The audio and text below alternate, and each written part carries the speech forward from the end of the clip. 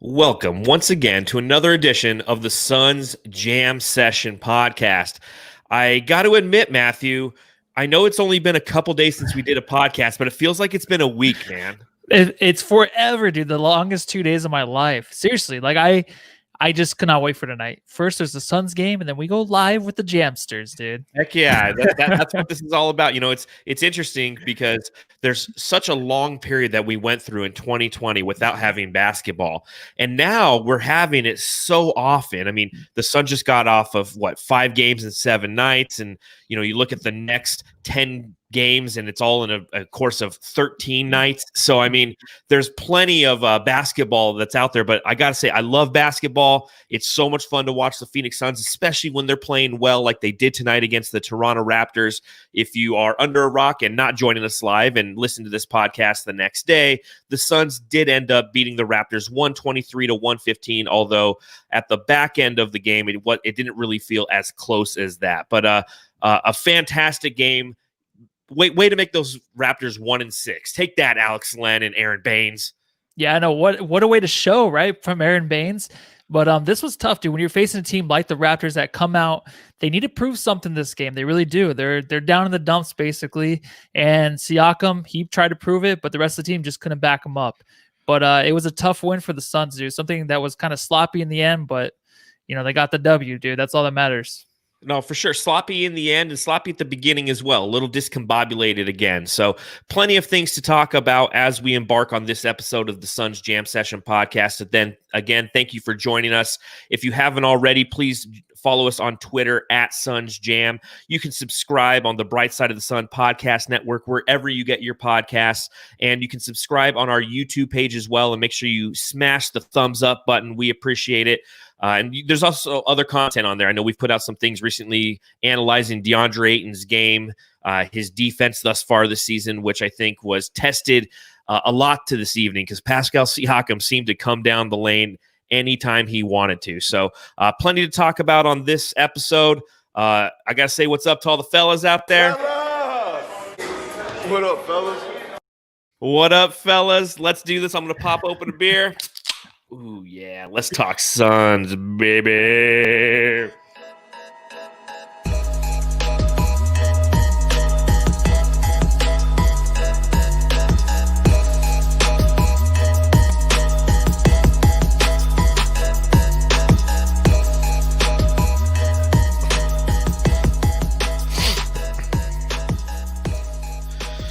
So January 6th, 2021, the majority of the country might remember this day for something different. And I love sport because in these very divisive times and these weird and strange things and if you're an American, it's not always the best day right now. And I'm not going to go into too much political things, but when you see these kind of things going on in the world, if it might frustrate you, but at the same time, you have this Phoenix Suns come out and they are definitely the brightest part about this game. Or this day. I mean, it's been a hell of a day, and this was a hell of a win. Don't you agree, Matthew? Yeah, it's been a crazy day. Suns played today, thank God, to end the day because it was a little weird. Being at work and just hearing what was going on, I just couldn't believe it, but it was all true, and it was all very unnecessary, and we are sorry for everything, but honestly, the Suns kind of helped it a little bit with this win tonight, right? Yeah, distraction. The distraction, right? I mean, that's going through everything that we've gone through for nearly a year now. I was talking to a guest today, and they were reminding me that they just checked in and they're staying with us through March. And I was like, wow, March.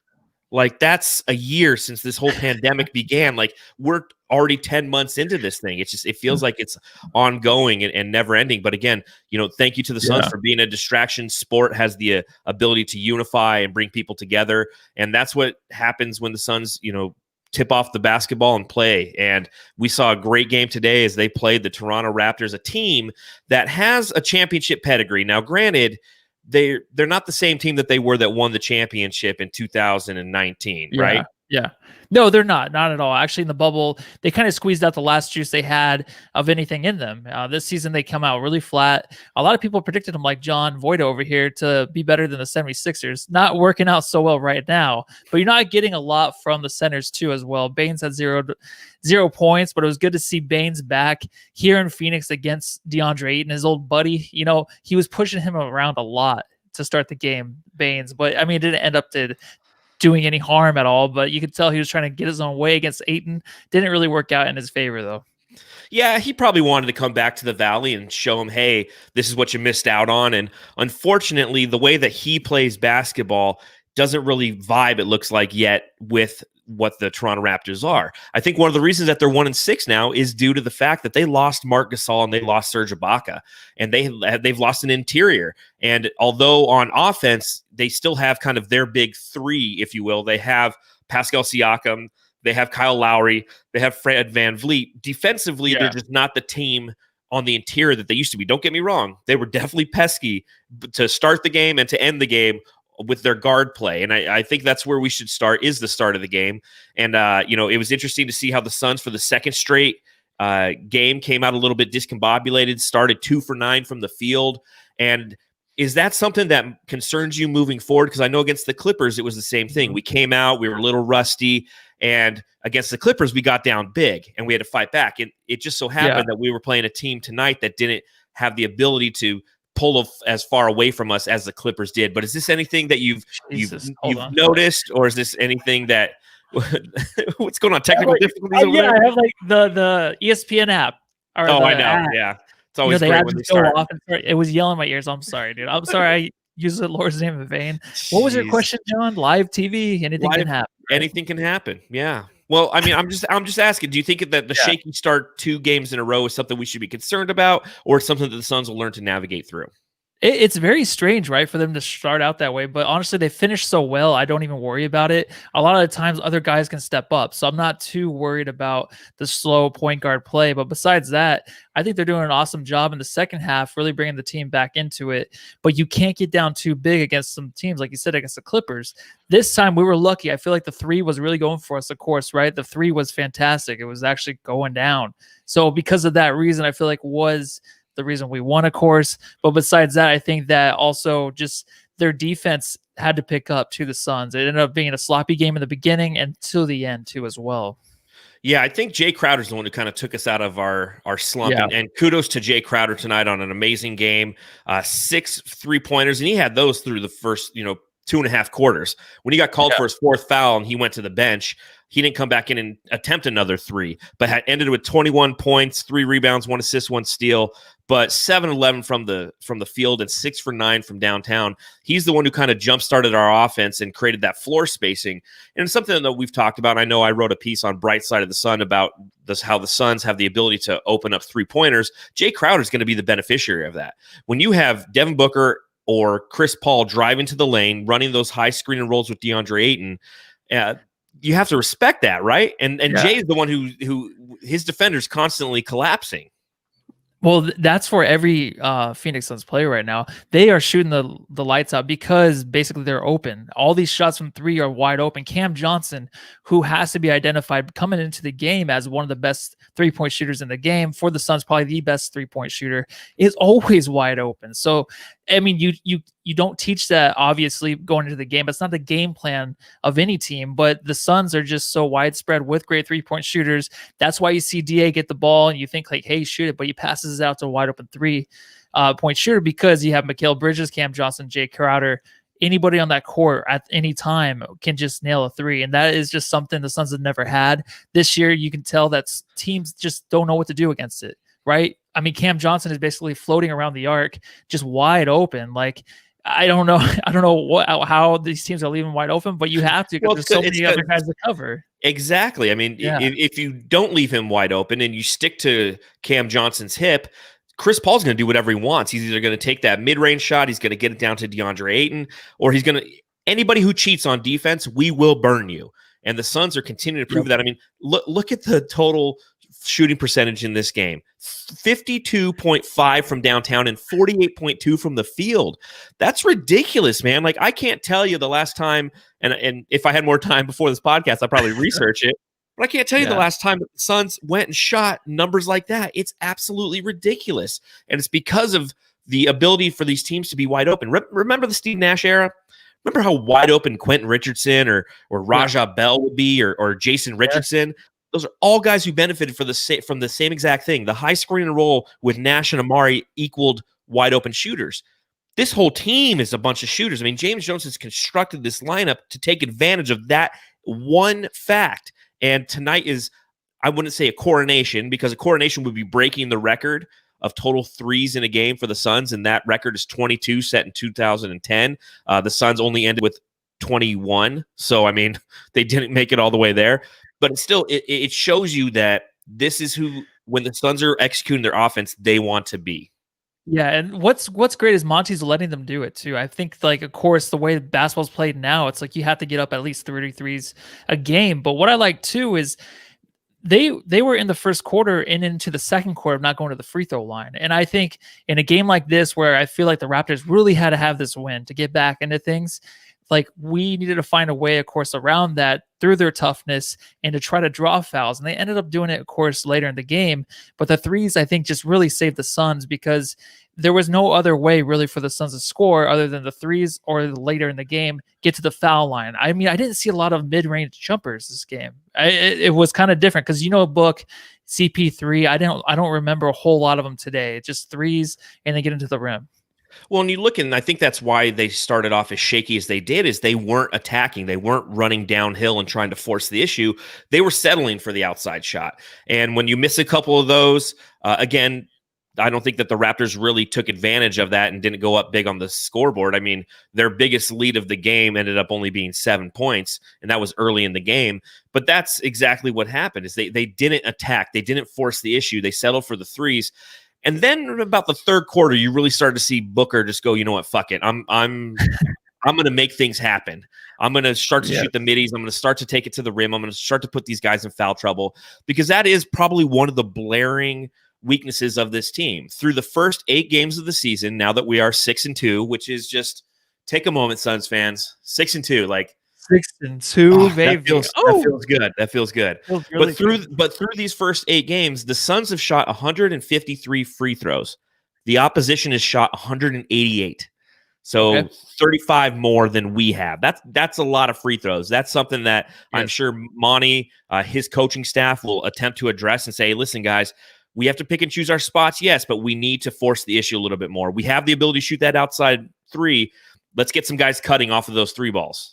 Yeah, it has to happen. I think it's more the Suns just not getting to the line themselves. I don't really blame the refs too much. There are sometimes, of course, Saric will get his ass kicked, but then kick ass at the same time and never get any calls. But besides that, I feel like just the team's not drawing the fouls. Booker did, of course, like he said in the third quarter, did 15 points in the third, and he got to the line. He had 6 more free throws too. So he understood what he had to do. He had to take over, hit a big shot towards the end of the game to seal the deal. But besides that, I think he was actually he was I don't know if he does this on purpose, but he's like a 2-point first quarter guy now, where he'll just go out and get 2 points, kind of feel the game. And what it reminds me of, he's not LeBron James, but you see LeBron doing it this year too. Well, LeBron won't really do too much in the first quarter, maybe even go into the second, but he'll just like kind of coast and then get into the game later on, fill the spots where he needs to be. And I think that's what Booker's really doing. I think maybe Chris Paul helps him in a way, just to tell him like, hey, this is when you need to take over. And I think it's helping him out. I think it's a very astute observation. I mean, a lot of people are frustrated with Booker in his first quarter and a half of play, because he's only got the 2 points, and maybe he has a turnover, which, shout out to Nathaniel Darius in the chat for pointing out Booker only had 1 turnover tonight. So that's great. We're seeing a little bit. Less than 8 is always great for Devin Booker. But at the same time, like he's feeling out the game and seeing what the defense is trying to do to him, and know that the defense is coming out there attacking Booker. He gets the ball, he'll get doubled, and he has to pass out of it. And then he strategically is trying to figure out where his spots are and how he wants to attack. And I think that is the display of somebody who's becoming a star, who is showing growth, because he's been getting double teams on him for the last 2.5 years, but now he has other players who can actually carry the load for him so he can be a little bit less ball dominant, figure out how to attack it, and he has time within the game, and we have time within the season for him to really figure out how to be that efficient and effective scorer. I mean, he still ends with 24 points. He goes to the free throw line 10 times, and to your point, he's the only one who's really forcing the issue down there. Bridges went to the free throw line 4 times, but I think a couple of those were late. CP3 went 4 times. Crowder 2, Ayton had 1 free throw attempt, Sarge the one on the and one, and then Campaign 2 for 2. So I mean, not a lot of guys, going back to that point, are going downhill and attacking, but at the same time, Booker is understanding that that's not how he needs to start the game out. He needs to work himself into that. Yeah, and only 14 field goal attempts. Like, you won't see this team really, besides maybe Chris Paul and assists leading, like maybe I think he's 5th in the league right now with like 8.3 assists going into this game. But besides that, you're not going to have any of these players really leading the league in any stats. DA maybe even rebounds, but besides that, for shooting, I don't think you're going to have any leading scorers in the top 10 or top 20 for this team. Maybe Book sneaks in the top 20, but you can tell they're not too worried about their stats. I mean, DA talks about it too, but Booker doesn't even, I mean, no, I don't think anyone's even asked him about his stats and if it even matters, because this team's winning. So that you can tell that's all that matters to this team right now is just the winning. Absolutely. And good. I don't care about the stats. Yeah. We've had the stats. We've had Booker score 70. I saw that Bradley Beal scored 60 tonight for the Wizards, and they lost. Yeah. I mean, we've been there. Yeah. So I don't care about going for 30 points a game. Let's do what we did tonight. Let's have 7 different players go for over 15 points. Or I'm sorry, double digits at least. Double digits at least. The lowest was Ayton, who only had 11. Okay, but you have Crowder 21. Booker had the 23, 13 from Bridges, 12 from Paul, 15 from Saric, 16 from Cam Johnson. I mean, that's how you win ball games, is you keep the opposition guessing. They don't know where it's coming from. Because and again, we've been there. We've had the statistical dominating nights by one player, a.k.a. Devin Booker, and then the Suns hang their head, and we as fans have to leave the arena disappointed because although it was a fun and exciting performance to watch, it was a loss. So at the end of the day, the most important statistic is that point, or is that win total, right? Yeah, that's all they care about too. And what contributed to the bench really, I thought when it was going to the fourth quarter, I really thought that once they started turning the ball over, forcing turnovers, when Saric was just getting grilled underneath the basket every chance he could, and then we got to talk about that. Making his layups too. But this second unit, I thought when they came in and played the way they were playing in the fourth, I did not think they were going to come back out. I thought it was game over. That's the way I thought. What did you think? Like, I think they were up by 11 or so, and they were forcing turnovers, making shots. Campaign had 11 or 10 assists, excuse me, and I just thought they were going to end it. Did you think that, or did you think that that they were going to let the starters back in again to try to finish it out? Well, I know at one point they got it to 15, but I think there was a couple shots made by the Raptors in quick succession, and that's when Monty decided to bring the starters back in, and they looked a little bit rusty coming back in. I think they were thinking right along with you, as with about 5 minutes left in the game, they were probably thinking, you know what, we're going to just be closing this out on the bench, and Campaign, and kudos to Campaign, 10 assists from your backup. I mean, how amazing is that? Is having Campaign come out, and as we've doubted who this playmaker is going to be for the Phoenix Suns this year, it ends up being Campaign, and he comes in off the bench and 10 assists. I mean, I can't tell you how excited I am to see something like that. Oh, me neither, dude. And he does it with ease. And I think what he did is he listened to the Jam Session pod last time, because we talked about his non-passing, and he got 10 assists this game. He was looking to pass the ball. He didn't care about scoring. He hit his like a step back 3 to really get his first score of the game, a wide open shot to go along with the rest of them. But besides that, I keep saying that besides that, I got to stop doing that. When he was on the floor, he was looking to get his guys wide open. And that was a thing of the night. It's just the Suns were wide open almost the whole game. It was just whether or not they're going to go down or not. That was it. Yep. And I got to talk about Dario. You mentioned him a couple times. Dario's unfallible in the eyes of the refs. Like, he can go through 3 guys, bumble, get smacked, and they never call a whistle. He finally got an and one today. I was so excited. Yeah. Because it never happens. That poor guy puts every point that Dario Saric earns is truly earned, because he gets fouled more than any guy I know. And yet if he just puts his arm straight up, they're calling a foul on him. It's almost comical the treatment that Dario Saric gets. I know he's gonna be like when the Suns make the playoffs, he'll probably be like the first guy they interview on ESPN after the game. I feel like he's gonna have one of those games where it's like, oh, Saric, like pay this guy again. He needs more money than what he's getting, dude. I mean, he attempted 11 field goals and had 15 points. And like, what's funny is we really thought of him like as a point Dario. Some games like this game, he's looking for a shot. He was trying to get to the rim. He missed a few layups in the beginning, but he'll jack up the threes. So he'll find his way to the rim and he'll get that ball over the rim now. I don't know what he did. I don't know if he did more squats or something to get his lift up, but he's getting the ball on the rim now this year, dude, underneath the rim, right? Well, like, maybe that's why he had the hamstring injury. Like he was working a little too hard at the Suns' new workout facility, and he pulled a hammy. And now that it's fully healed, Air Dario has the ability to actually make a layup inside. Yeah, I mean that's always been his challenge. He can get down there, and he has a hard time finishing. And trust me, it was a struggle again today for him. So another guy I want to talk about is kind of our every podcast we do this. It is Ayton Watch 2021. So of course DeAndre Ayton came out gangbusters, had 7 rebounds in the game's first 6 minutes, ended with a total of 15 boards, 16 boards, 14 of them on the defense, and 2 offensive rebounds. And the guy continues to impress. Infinite tranquility in the chat. How does Ayton do as much work as he did tonight and end up with only 11 points? That's all we needed from him. In all honesty, he was controlling the board, snagging the rebounds, and trying to hold down that paint, because that's where the Raptors saw a weakness. They wanted to attack that paint. And what impressed me is as many times as they went down there, I mean, he ended with 5 fouls, but he was never truly in foul trouble. And we've talked about that with DeAndre Ayton. There's a difference between fouling and getting into foul trouble and learning to play with fouls. And I think tonight was a good exhibition of that.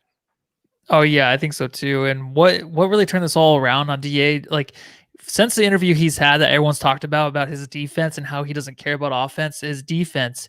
And you put out that great video too for us that really showed and broke it down in slow-mo. It was a perfect video to really show where he switches and he makes he makes the opposition like adjust their shot. And what I love tonight is there was one play where he was about to take on, I think it was Siakam. And Cam Johnson was on Siakam, but Cam Johnson fouled Siakam before Siakam gets to Ayton under the basket, and Ayton was pissed after that. He was like, I wanted to like defend him at the rim. Like he is looking forward to that games. And I think all the talk about his offense, 11 points before, I think if maybe the Suns lost, maybe like, what is he doing? But now we just understand this is what he's here for. Since he let it be known that he really wants to focus on defense. That's all I care about. That's all I'm watching now. It's him on defense. The offense is fine. If he wants to make the extra pass out of the paint, I'm okay with it, dude, because I love how he's so passionate at being the best defender he can be for this team. Yeah, and I wrote a piece for Brightside that came out this morning talking about just that, how the league looks at like Luka and Trae Young and they get a hard on because of the offense that they bring. And it's an inefficient offense. I mean, you mentioned earlier, Devin Booker had 24 points on only 14 shots. Yeah. You go and Trae Young, he'll have 30 points on 28 shots. Luka will have 31 points on 27 shots. But they like the highlights. I mean, that's what the NBA is. It is a highlight-driven league. And then you have DeAndre Ayton, who is like, listen, I'm not about the highlights. I'm about playing hard defense. I'm about anchoring this defense. I'm about learning what offensive sets are being run towards us, calling out where my defenders in front of me need to be and switching appropriately. And he's continuing to master this. I mean, this was his 117th game as a pro tonight. He's not even all the way through 2 years as a pro. I know, due to suspensions and COVID and injuries, he's not even 2 full seasons into his career. I mean, they were mentioning the same thing about Cam Johnson. This is like his 70th game. Like, he's not even a full season into his career. And to see how much he's come as a guy who was coming out of college, and NBADraft.net said that he had very shoddy defense, and they're confused about how he just didn't have a defensive IQ based on his physical attributes. We need to just stop saying we want everything to be a dunk with DeAndre Ayton and start watching him on the defensive end and go, oh, okay, because DeAndre Ayton is who he is, Mikal Bridges can be great. Jay Crowder can be great. Devin Booker, Chris Paul, these guys can be great on defense because if they go if they body up a defender or they go for a steal and they miss, they got DA back there and he has athletic enough, has the lateral quickness enough to stop these guys. And that's a great point that you brought up with Pascal. That's what I'm watching now when I watch DA. It's funny because I was actually going through McHale highlights because I wanted to put together a McHale highlight video. And as I was doing it yesterday, I was like, oh my God, dude, look at DA on every one of these plays. Yeah. I was like, dude, like, I don't believe this is happening. So I had to put together a DeAndre Ayton one. So if you get a chance, people, stop by our YouTube page and take a look at that. And, this is a reminder to everybody who is watching. Make sure you subscribe to the podcast. We appreciate it. You can follow us on Twitter at Suns Jam. If you listen on the Bright Side of the Sun podcast network, stop by our YouTube page. It's youtube.com or whatever, like Suns Jam Session, and hit subscribe, hit the thumbs up button, helps with algorithms, all that good stuff. But we really appreciate it. One more thing before you move on to just for DA, the defense, where does it matter? It's the playoffs. Him getting used to being the defensive anchor, that's going to be huge in the playoffs for the Suns. Like, that's really overlooked, I think, for him to actually get situated with that defense before the playoffs roll around. I know I keep saying playoffs, but I mean, come on. We're 6-2. It's a long ways away. I know it is, but that's the focus right now is the championship. So yes, let's get to the playoffs and go win a chip. So I'm just going to give a shout out to a lot of our loyal listeners in here. We have Nathaniel Darley's Suns win 6-2. Let's see what else we got going on. There's fellas, what up, fellas? To Vincent Stefanelli. What's up, fellas? Fellas, all the ladies at my work, fellas. There's no guys really. So Blaze Megatron giving a shout out. Rick, all of our loyal listeners. We have Steph saying noise sign, Lissy. That's a nice sign he got back there. That Phoenix Sun sign. Thanks, dude. With the neon lights, cool. I got to get a new camera because the neon lights don't pick up too well. It kind of gets a little bit blurry. But let me know if the TV's too distracting. I mean, I'm kind of zoned in now, but just to distract from. I don't know. Never mind. Just keep going with the pod, okay. Dude. Austin Phillips, 7 guys in double figures. Again, what's fantastic about this team is we can score in so many different ways. Raymond Gonzalez, that second unit should be called the dog pound. Dog pound, dude. That's good. You have Tyler Ryan. If Jay Crowder shoots 6 from 9 from 3, they better win. Amen to that. And they did. That would suck to have Jay Crowder go out there shoot 6 from 9, and we go out and lose. I mean, those are the kind of things that used to happen back in the Dizzle. Levi Smith, fellas. You got Travis. It's a fellas night. It is a fellas night. We got Viking. thumbs it up, boys. Hit that thumbs up button. But this is it's a great night for the Phoenix Suns, and we'll continue to talk about it here on the Suns Jam Session podcast. I want to talk a little bit though about the Raptors, if that's okay with you, Matthew. Yes, sir. Okay, so in the first half, you had Siakam, Van Vliet, and Lowry score 42 of the 56 points for the Raptors. And I kind of felt at that point the Suns were going to win because it's just not sustainable. Okay. Did you think it was? No, not at all. Actually, when we were talking about the fourth quarter, how the bench came out and just started rolling away with it, that's when I was like, okay, like they have nothing else. That's where I felt like they were hopeless. In the beginning, you could tell Siakam was out just for heads. He was basically trying to win the game in the first quarter. That didn't help. I think that was Mikhail's toughest matchup, but that's what the Raptors have to do right now. Now they're talking about what do the Raptors need to add to this team? I heard today on a podcast that maybe James Harden is somebody. I don't think so. I think maybe you just need to go a different way, maybe not rebuild, but try to move different pieces to make it so that you can start winning again. Because now you're in the dumps, dude. I think the East is a little bit tough too. There are some crappy teams in the East, but the ones that are difficult to play are, you have to get up to their status quickly before the season's already over because there's only 72 games. So I kind of feel bad for the Raptors, but dude, this game for the Raptors, like I said, was a must win. That's why I feel like the Suns don't really have a night off against any team now, right? Especially against the Raptors. So true. Every team, and we play the Pistons next, and they're a team that's searching for their second win. So they're in dire straits, and they're going to be hustling, and they're going to be fighting and clawing and falling all over the floor like Kyle Lowry does. I mean, he falls over the floor like that little part, isn't he? He is, man. He's so annoying to watch. He loves the floor more than a fat kid loves cake, and I think he loves cake too. Yeah, he looks like a. Yeah. Sorry, yeah. I was gonna say he looks like a fat kid crying for cake on the floor. Like that's what he looks like. Throwing a fit. Yeah, all the time. Every time he's just but he's running down and just like diving out of bounds. And and we're just putting our hands up. I mean, Eddie Johnson made a great point around the end of the game. He's like, listen, when fans are back in the stadium and you have press row down there, you're not going to have an opportunity to dive in the fans. I haven't seen a team do what the Raptors have done ever. Pascal Siakam and Van Vliet did it a little bit, but Kyle Lowry, I mean, they were just running down to the lane and then flopping. I mean, it was just, man. Trying to slow the Suns down, I think. And then I think EJ even said it was like a quote of the game. He's like, most big men can't control their body. And that's why they wear elbow pads and stuff. That was when DA came down and hit him in the head with his hand. And I think Lowry did that on purpose. He was waiting for that arm in the hand to fall down. So they're just trying to slow down the game and get the Suns out of their great groove, you know? Mm-hmm. Absolutely. And that's what, again, a pesky team like them, a team that's been to an NBA Finals and multiple players on that roster that's what they're going to try to do. Benjamin Chanel in the chat, can't hate Lowry and like CP3. I can think that Lowry is annoying, just like CP3 is. Because when you're the opposing team, you can hate him. Like a lot of people didn't like Chris Paul before he came to the Suns. Now I think he's the cutest little guy I've ever seen in my life. I love State Farm commercials now. I think he's hilarious. He should win an Emmy. I look forward to them every time. I've seen the same one like 30 times. I mean, come on, give me some more CP3 commercials. But Kyle Lowry is just one of those annoying players, and a credit to him in the way that he plays because it works. Just like James Harden, Trae Young, Luka Doncic, it works for them. The way that they foul bait. Kyle Lowry just does it in a different way. He just belly flops, which is I don't know how isn't he like 34 or 35? Yeah, they said he was. I did not know that. This is his 15th season in the league. I have no idea. I know he was on the Raptors for a long time, but not that long. That's amazing. Dude. He's still doing a good job.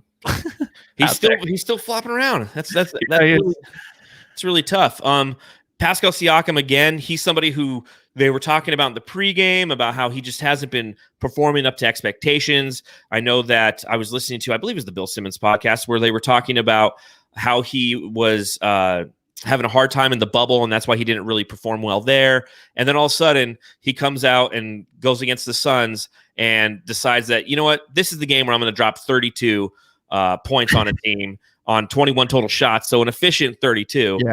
And of course, I was just like, okay, this is going to be one of those guys who comes out and is fire against the Suns. But again, it didn't. It was him alone.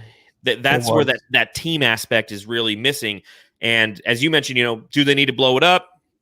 Do they need to figure out? I'll tell you what they need. It's really simple. They don't need ex-Suns centers at center. I mean, that's what it comes down to for Toronto, because the East is a little bit not as tough, obviously, as the West. But when you have Alex Len and Aaron Baines as your centers, like, I'm sorry, Alex Len, one of the first entry passes to him, and he fumbled it. I had flashbacks to like 2015. I was like, he just can't catch the ball ever. You give him a great entry pass. I'm so glad he's not on our team anymore. That's Skeets from No Dunks. He's a Toronto Raptors fan. He was talking about how he's always hated Alex Len, but now he's on his team. It's like you kind of got to deal with it. That would suck, though, just to hate a player for so long and they just roll their way onto your team. They have to deal with their BS. Because, it's the same stuff, dude. He couldn't grab one rebound really in this game over anybody. Or just even when he was in position to grab the rebound, it would go right off his knee every time. Well, he did have one rebound, it appears. He had one rebound, 1 point. So former Suns centers tonight, Aaron Baines and Alex Len, had 6 total rebounds and 1 point combined. That's pretty good. There you go. Stat of the pod right there. Miss you, Baines. I do miss Baines a little bit, but I like what we have. Again, Ed Crowder had 6 total 3-pointers. The most threes made in a game by a Sun is 9. Yeah. What 3 Suns hold that record? It's actually 4 because there was a playoff game too. Kelly Oubre, Devin Booker. I don't even know. I'm not even going to guess. Who is it? It's Quentin Richardson, Channing Frye, Aaron Baines, and Rex Chapman did it in a 1995 playoff game against the Sonics. So that's something that's going to be between that statistic and the total number of 3-pointers made in a game by the team as a total. Somebody's going to challenge those this year because the Suns are firing threes. I mean, I've never seen them shoot as many threes as they do. Again, tonight they shot a total of 40 threes. Earlier in the year, they shot 47 and 44. and 44 was the highest they'd shot since 2000 and I think 6 or something. So I mean, this team is designed to shoot threes, and it's not even Booker at this point. You know, Booker, his grand total from beyond the arc was 3 for 8, and he's not even hitting them yet. Yeah, no, he's not. He's super cold. I think it's just because there's something to do with him not shooting really in the first half and then him coming out and trying to force stuff. He's never really getting in a groove yet with his three, but he kind of lost that last year. I feel like Booker's not even the 3-point shooter he was when he won the 3-point contest. Even that year, like he kind of fell off a little bit. But besides that, I feel like I did it again. But Booker really moved on to doing other things on the court. I think that just takes away from your three when you're trying to develop other things and of what Monty wanted him to do. So that's what he's doing now. So I'm not worried about it. When Booker's open, he'll shoot it. He'll probably knock it down. That's all I'm worried about. He shot that half court one, was pretty amazing. That was a 2 for 1. That was awesome. The 2 for 1, he's done that in the past. He hasn't really made them. I think this is like the third time I've seen him make that. So that is great news for the Suns, to where if he can hit that long, far away, he's still confident in his shot, right? Yeah, he never stopped shooting. I mean, shoot or shoot. Devin Booker's got full confidence, and beyond that, he's really good at hitting those, 2 for 1s. He's cerebral. He doesn't always hit them, but he always takes them. And I really appreciate that. That's smart basketball. It's like the anti-Cliff Kingsbury for the Cardinals. It's like, hey, let's do something smart on 3rd and 18 instead of run the ball with our broken quarterback. Sorry. No, it's okay. I'm having flashbacks. Flashbacks. It's all right. We got this stuff now. Yes, I'm almost glad the Cardinal season's over. Okay. How about I want to talk real quick about Javon Carter calling for the ball. Yeah. He was calling for the ball the whole game. He was open the whole game, and they finally like reluctantly got him the ball, and he hit a big 3 when that happened. And he ends the game with 2 for 4 from the field, all of them from downtown, 6 total points. But I was really just like, get him the ball, get Javon the ball, man. Yeah, I kind of felt bad. I don't know. It was like they were just playing games with him or something, or maybe they just didn't see him. It's not like the team would ever lose confidence in Javon Carter. That's not this team's MO. They would make sure to keep feeding him the ball to get him in the groove back into the season to be the playmaker, assist leader that I wanted him to be. But he's not. He's a 2 guard to where he's going to be beside Cameron Payne. And they're going to be like the best defenders in the backcourt, of course. But besides that, oh my God, I got to quit this. After this, I'm going to do reps. After this, just reps of like. Well, besides that, you already reps here. Yeah, but he's jacking up the threes. I think they just need to keep feeding him. He still makes a little bit. He has a mishap when trying to handle the ball. He kind of lost control a few times. So he's kind of lost that since preseason. So he's not back to the same way he was in preseason at all. So just jack the threes up, and then they're going to go in. I mean, everyone's open on this team. Yeah, again, I think that's such a huge factor for this team is they're going to have the opportunity to shoot them, and they're open. I mean, what better scenario can you have as a player? I like what Viking STW says in the chat. Javon is such a savage on defense. I love it when him and Campaign are out there. I mean, it is just so much fun. You had that one play where they pressed him full court. They're annoying him. And trust me, when you have Kyle Lowry and guys like that out there getting pestered and annoyed, and they're normally the ones who do those kind of things, I mean, that's what Toronto's known for. Is a backcourt with him and with Kyle Lowry and Fred VanVleet. They're known to pester and play full court, and they're known for their guard defense. And then you had Javon Carter and Campaign out there doing it with Dario Saric, like the big brother coming over. And it was just like that one defensive set was something I thoroughly enjoyed seeing because it kind of personified our second unit, right?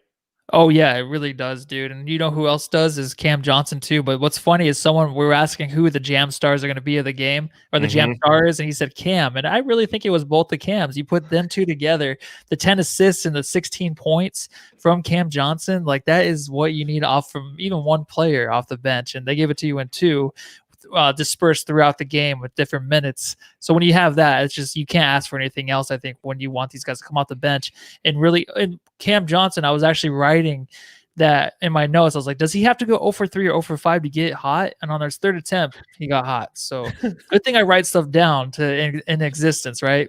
It always happens the opposite. Yeah, exactly. You need to sit there and be like, the Suns will not win the NBA championship in some note somewhere. And then all of a sudden, we're going to be seeing Devin Booker hosting the Larry O'Brien trophy over his head and be like, see, Matthew, you speak it into anti-existence.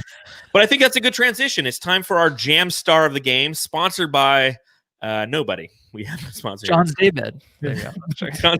Jam Star of the Game, sponsored by John's Daybed. So, Matthew, who do you give the Jam Star of the Game to?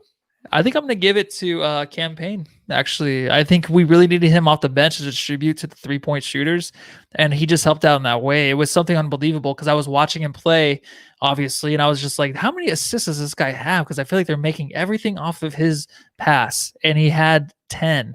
So I have to give it to him, dude. I mean, he had the most assists for the game. Let me just check his minutes. He only had 16 minutes, Wow, which is even more impressive. 16 minutes. Wow. That is insane. So he's my jam star of the game. How about you, John? Well, it looks like Mook Allen in the chat agrees with you. You got Viking STW. He says Crowder. Yeah. I think it's tough. It's tough. I mean, Jay Crowder's the obvious one here. I mean, he set the tone early. He was open often and making the shots 6 for 9 for downtown. I think I'm going to have to go with Jay Crowder. I really want to give it to Dario Saric. Just the hustle he put in, his 15 points in 17 minutes. I thought that he really was kind of a tone setter when that bench came in. He does everything. He hustles. He leads the way for that second team unit from the front line. But I mean, Jay Crowder's got to be mine. Looks like a lot more people are agreeing with you. Payne for sure. Yeah, he got us over that hump. He we carried got us a lot. we got an Aiden for Jam Star. That's a good one too. So 11 and 16. I mean, that you can't argue with that.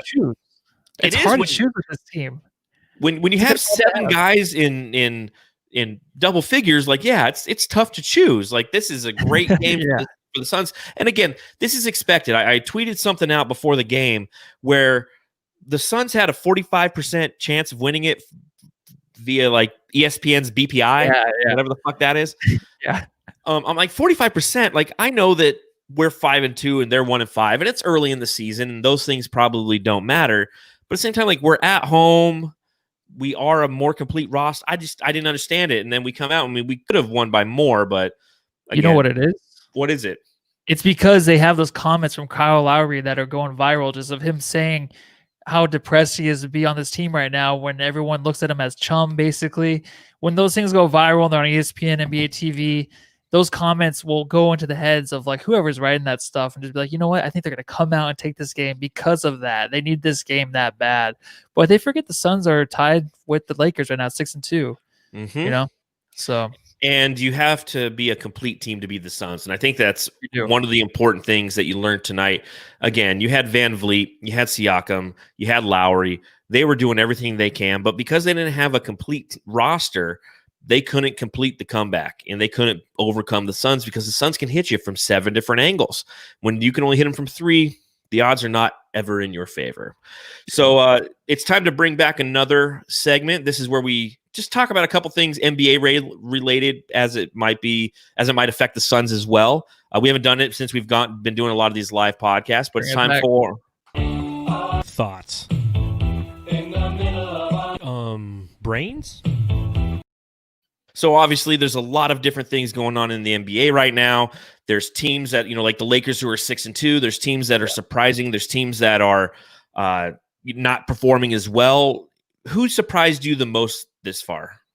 Team-wise, I really think it's my pick to win the champion or to go to the championship from the East is the Philadelphia 76ers. I didn't think they were going to come out this great. I mean, right now they're 7-1, right? 7-1. Yeah, so they just won 5 in a row. So they are really just tearing it up. I think that their defense is exceptional. They're getting together on offense. You're really seeing a different team play. Embiid and Ben Simmons are just playing the right way on the court. From what I hear, because I haven't got to watch them yet, but I'm very surprised that they came out and they're already 7-1. That just has blown my mind. What about you? Who are you looking at? Well, they're definitely something that I thought wasn't going to be this productive. You have Daryl Morey coming in there. You traded off Al Horford. You traded off Josh Richardson. So they were getting rid of some pieces. And the pieces that were coming in, I thought were good fits, but I didn't think that they were this good of fits. And they beat Boston tonight. No, who did they play tonight? No, they play the Wizards. The Wizards. Yeah, that's right. The Wizards and Bradley Beal and his 60 points did everything he could. Although I think he only had like 3 or 4 in the fourth quarter. He had 57 going into the fourth quarter in that game. But yeah, Philly's one of those teams that's kind of turned my head. Orlando has been playing really well, although it's unfortunate to hear that Markelle Fultz went down today with a non-contact injury. He's out for the season with a torn ACL. That is so depressing, dude. It is, because I hate that. I do too, and it's unfortunate because Markelle Fultz is just one of those guys who's had to fight through so much adversity. He's the number 1 overall pick in the draft, and then he gets the yips and he can't shoot, and he gets traded down to Orlando, and then they spend the time with him, and he starts to come back, and he's had a really good first 7 games of the season, and then the first quarter he blows out his ACL. But at the same time, it opens up the door for their first-round pick, Cole Anthony, because they also had Michael Carter-Williams to run the point too, and he's injured. So Cole Anthony's going to get plenty of playing time there. Aaron Gordon's playing well. Vucevic is going crazy down there. You look at his numbers, and you're like, oh, man, he's like 21 and 12, and no one even talks about it. But I looked at their schedule. I'm like, okay, it's been pretty easy. They've had a couple wins against Cleveland. Nothing too crazy. I think Memphis is another team I'm kind of shocked. They're 2-5. But then you look at their schedule, and they've played a lot of tough teams. They've lost back-to-backs to the Lakers. Like, that sucks when you have a back-to-back to the Lakers. we had the home and home with the Kings, and we're gonna have one with Denver next week, or I believe.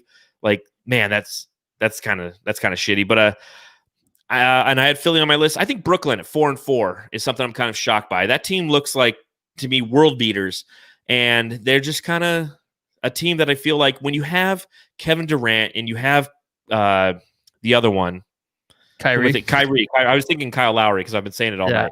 Kyrie Irving. I feel like focus is going to be a challenge, and you have a new head coach in Steve Nash and Amari Stoudemire, and I think like focus is going to be tough because those are both guys who've made deep runs to the playoffs and won NBA championships. And to be engaged with the regular season, Kevin Durant said it before on podcasts how that's a tough challenge to face. Now he's got COVID. That's another tough challenge to face, or at least he's been contact traced to people who have COVID. But I think that seeing what Brooklyn does is going to be something I'm going to continue to watch because they are kind of like the Suns of the West, right? Yeah, kind of. I don't know. I don't really know the comparison to the Suns. I mean, they got Steve Nash. They've got Amari Stoudemire. They got Mike D'Antoni. Oh, they're the team I root for in the East, asshole. Yeah, so I thought you meant like on the floor, on the court, the matchups and stuff. Oh, is it because Steve Nash is their head coach? Oh, yeah. There's a connection. Yeah, I'm an idiot. Yeah, no, I kind of thought, the Nets are going to have just those times where they're just not going to play. And it's not going to have to do with the coaching. It's just going to be who's going to sit out. I mean, Kyrie and Kevin Durant both sat out the same game one day because they just didn't want to play. And now they're 4-4. Now he has COVID. So it's like, I really thought KD would come into this game or come into the season. Like, I want to play every game besides the COVID, but I didn't think he would take any nights off because he missed the whole season. I thought he would just be back out there being an MVP caliber player that he is. And I thought he would try to attack that award. A lot of people had him as the MVP this year. So that really takes away from it. Him missing these games, who knows when he'll be back. But I love the Nets too, but I just think Philly is the best team in the East right now. It's not saying it's going to happen the rest of the year, but they're just team to look out for, besides the Milwaukee Bucks, who fold in the playoffs every year. Yeah, they're not playing inspired ball yet because they're trying to figure out who they are really. I mean, they've lost a big chunk of George Hill is gone, Bledsoe's gone, and they're trying to figure out how to operate with Giannis, and that's not easy for a team to understand who you are and what your role is when you have the greatest player on the planet standing 10 feet from you the entire game. I like what Travis said in the chat. He said that the Nets are the Suns' retirement home, and that's very true. That's where they all go after they retire. Sun City, huh? Yeah. What about players? Which player have you seen that you feel has made the next step in their career? Oh man, the player that's really surprised me this year is the guy John Wall that we haven't seen play in forever. Now he's already came out. He's 21-6 right now, putting up 21 points, 6 assists, 35 minutes a game. Like, he doesn't look like he really lost a whole lot. There are some plays that I will see in highlights where I'm like, wow, like I didn't know like he still had that in him. He's still a great player. I think for what he's doing for the Rockets, I mean, who knows what James Harden's going to do, but John Wall is someone that really stuck out to me so far this year because I'm excited to watch him. I mean, when he was so good, I barely remember. So if he can get maybe just about 90% of that, that would be fantastic, dude. So I can actually watch him again and hopefully carry a Rockets team too without James Harden whenever he gets traded. But another guy too is the rookie LaMelo Ball. I think he's a lot of fun still too. I mean, he's putting up 13 points, 5 assists. So I think they're not winning right now, of course, with the Hornets. I really like their roster, and I like how they overpaid Hayward. I like that. I feel like you got to overpay to get names on your team to get things going, and they just haven't got it going yet. I mean, of course they haven't. It's the Hornets, but I think LaMelo is going to contribute a lot in the future to winning there, and I hope it happens. So I'm happy he's off to a really good start right now. Well, I mean, Charlotte beat Atlanta today. So yeah, they did. Yeah, they did. And Gordon Hayward, I mean, he's somebody, he had 44 points tonight, man. Did he Gordon finish with Hayward. that? Yeah, he Oh, finished with man. 44. So That's their third win, right? I think they only had 2. I think so. But I mean, they beat the Yeah, Hawks. That's a team we're going to be playing here in a couple games.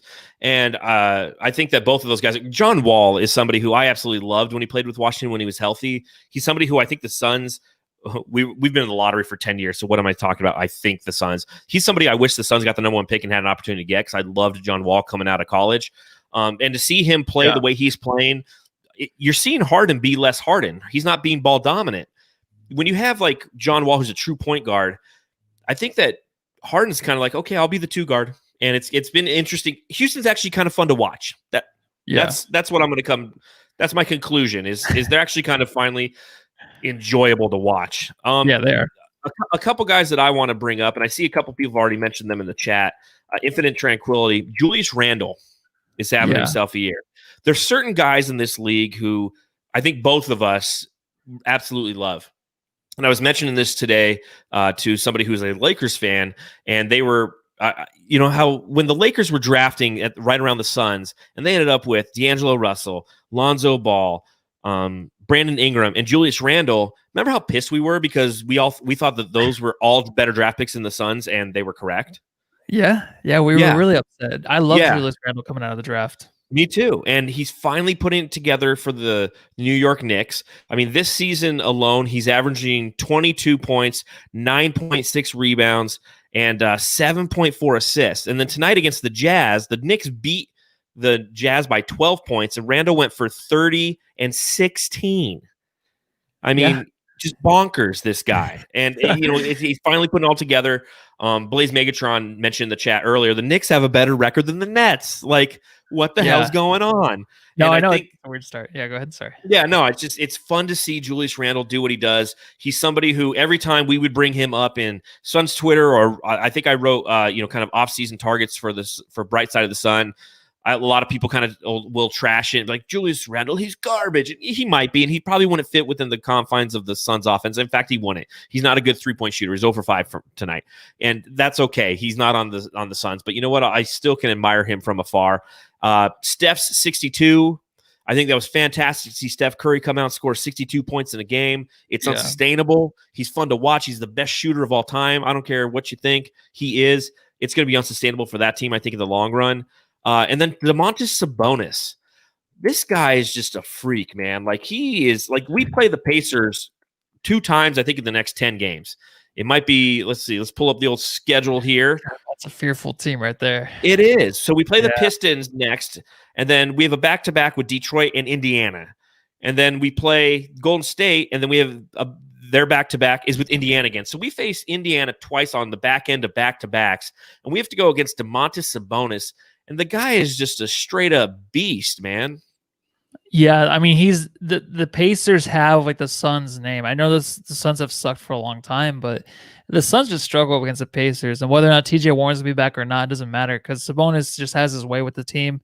We went to that game, right, where they just manhandled us last year, and Sabonis was that reason. He's obviously an all-star. He's turning himself into a superstar this year. Last year, he saw strides of it. So, I mean, that's a great pick, dude, because I think he's just, when you have a guy that you just can't contain, you can't game plan for, really, especially someone that's as big as him, it's just, he's unstoppable. He's the ultimate number 5 for your team, dude. I really think so. He has the biggest head of anybody I've ever seen. I never noticed. Watch Domantas Sabonis. You'll sit there and you'll look at it like it kind of makes sense for his. It's big for even his body, and then you see him stand next to another player, and you're like, okay, I understand that this guy is 6'11", but his head. Like, I actually Googled it today. I want to see what his hat size was, and it wasn't out there. So if anybody can tell me what Domantas Sabonis' head size is, or his hat size is, I'd like to buy him a hat. Yeah. I think he's doing like fasting or something. I think he's just a thinner guy. He must fast and lift weights, and he's just chiseled with his head. And then his head is just huge because he's just a little bit thinner, maybe. I don't know. I don't know. But we'll see him in a couple games. But up next for the Suns, we have the Detroit Pistons. We are traveling to Detroit, 5 p.m. on Friday. So that'll actually be kind of nice if you're. I like that. If you enjoy joining the Suns Jam Session podcast live as we record these, we'll be on right around 7:30, right after your supper. Yeah, it's great. I love these like East Coast games, especially right now when it's the 5 o'clock starts. It's beautiful, dude. But the Detroit Pistons, another hungry team, right? I mean, a hungry team when they're 1-7, they're looking for One another and win. seven. They're ready to get on track. Josh Jackson, I'm sure he'll be shooting those little crossover fadeaway shots. Maybe he'll hit a couple, who knows? But I'm not too worried about this team. Is there anything that stands out to you about them, really? Not really. Killian Hayes is someone who I'm excited to see just because there was so much chatter amongst the Suns draft experts, aka us who don't get paid to make those decisions, and everybody was really high on Killian Hayes, and he's getting a lot of playing time there. He was actually my pick for Rookie of the Year just for that simple reason. I knew that he would have the opportunity to get plenty of playing time there. Yeah. It'll be interesting. I know that Josh Jackson, he's out currently with an ankle issue. Is he out? Okay. That shows how much he was out. Well, he was out for today's game. Okay. So I don't know how long he's been. It looks like Killian Hayes has suffered a labral tear in his hip, according to Shams, and that was today. So it looks like we won't see Killian Hayes. So what I was looking forward to seeing on this team, I won't. So the two things I really wanted to see on this team, Killian Hayes and Josh Jackson, they're both injured. Well, shit. I guess we'll just watch a bunch of Jeremy Grant, Blake Griffin, and Mason Plumlee. Yeah, exactly. We get to see a lot of our bench too, hopefully, get some rest for the starters for the next game, the back-to-back. Yeah, that's going to be yeah, everyone's talking about the chat there. Come on, John, you idiot. Killian Hayes is out. I do want to like dude, there's so much going on in the NBA right now. Like, I'm sorry if we're a little bit behind, all right? Well, it was a busy night. I think there was 11 games tonight. Dude, there's so much going on. Yeah, it's every night. It's chaos. It's chaos. One of my favorite things is on NBA TV, like the channel on DirecTV. They have this like NBA crunch time, and they just take you from game to game right as the games are ending. It was like such a fun watch tonight.